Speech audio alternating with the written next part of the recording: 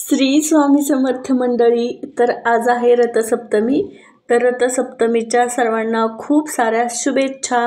तर मी आज सुंदर अशा पुरणपोळ्या बनवणार आहे.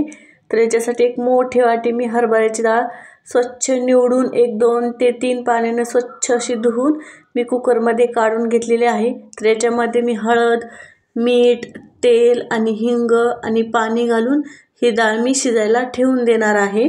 नंतर मोठं ताट घेतलेलं आहे. याच्यामध्ये मी 2 वाट्या गव्हाचं पीठ, याच्यामध्ये सुद्धा थोडीशी हळद, थोडंसं मीठ आणि थोडंसं तेल घालून याची घट्टसर अशी मी कणिक भिजून घेणार आहे आणि झाकून साईडला मुरत ठेवून देणार आहे.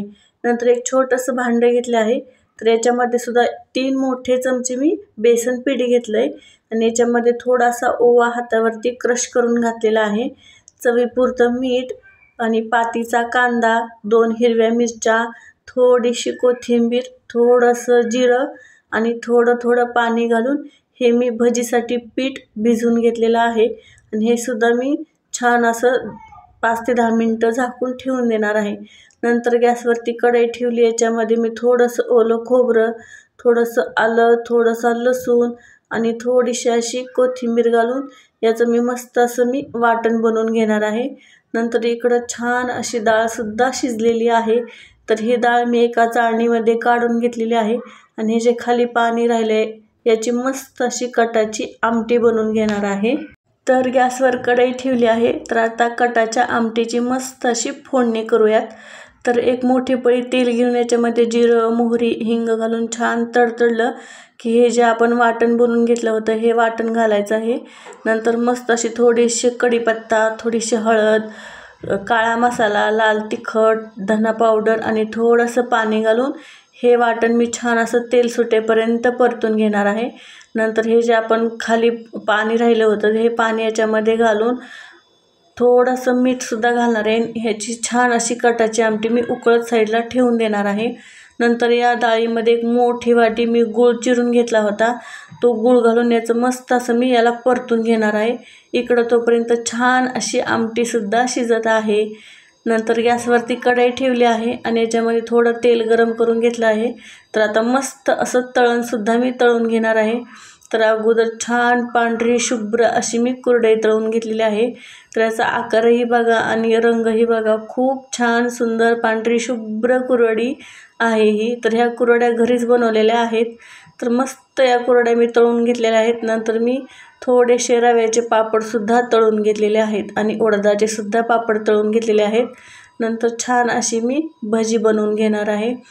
तर हे बेसन पीठ मी घरी डाळ आणून दळून आणलेलं आहे. तर याचे भजी आहे ते खूप छान टेस्टी आणि सुंदर लागतात याची भजी आणि आतपर्यंत असे एकदम खुसखुशीत होतात. तुम्ही बघू शकता सुंदर भजी बनवून तयार होतात.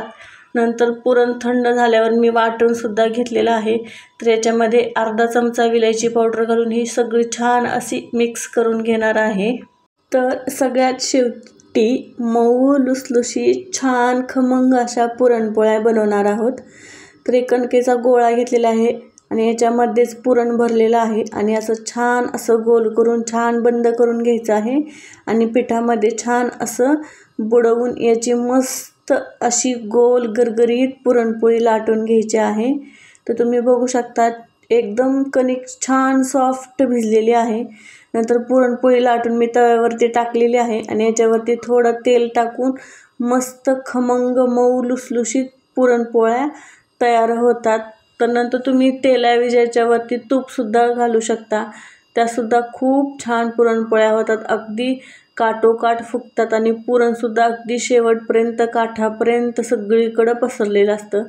तर मस्त छान पुरणपोळ्या बनवून तयार राहते. एकदम खरपूस रंगावरती या पुरणपोळ्या बनवून घ्यायच्या आहेत. तर तुम्ही बघू शकता याचा रंग किती सुंदर आला आहे ना, सुंदर दिसतात ना पुरणपोळ्या. तर दुसरीसुद्धा पोळी मी अशीच छान भाजून घेणार आहे. तर तुम्ही पुरणपोळ्यावरती तूप लावलं ना ती पुरणपोळी लगेच खायची खूप छान लागते, गरम गरम पुरणपोळी आणि तूप. तर दुसरीसुद्धा पुरणपोळी मी छान अशी भाजून घेतली आहे. तीसुद्धा मस्त अगदी काठोकाठ फुगलेली आहे.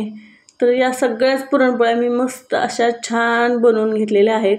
तर आता पुरणपोळीचं ताट वाढून घेणार आहे. तर एक ताट घेतले, त्याच्यामध्ये एक वाटी घेतलेली आहे आणि मस्त अशी कटाची आमटी आणि या मऊ लुसलुशीत छान अशा पुरणपोळ्या, नंतर थोडासा पांढरा भात आणि ही मस्त खरपूस तळलेली भजी आणि नंतर पांढरी शुभ्र अशी गव्हाची कुरडई आणि रव्याचे पापड आणि उडदाचा सुद्धा पापड मी याच्यामध्ये काढून घेतलेला आहे आणि नंतर सगळ्यात शेवटी साईसकट दूध घेतलेलं आहे.